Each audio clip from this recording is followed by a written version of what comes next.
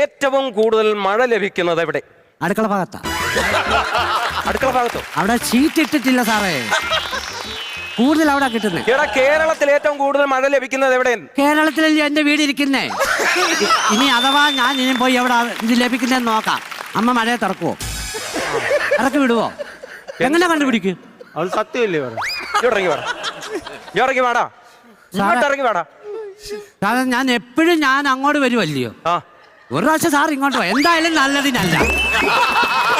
ഞാൻ ആവശ്യക്കാരനായി പോയില്ലേ, ഞാൻ അങ്ങോട്ട് വരാം. കേരളത്തിലെ ഏറ്റവും മഴ ലഭിക്കുന്നത് പറടാ. കേരളത്തിലെ ഏറ്റവും മഴ ലഭിക്കുന്നത് എവിടെ? ലക്കട.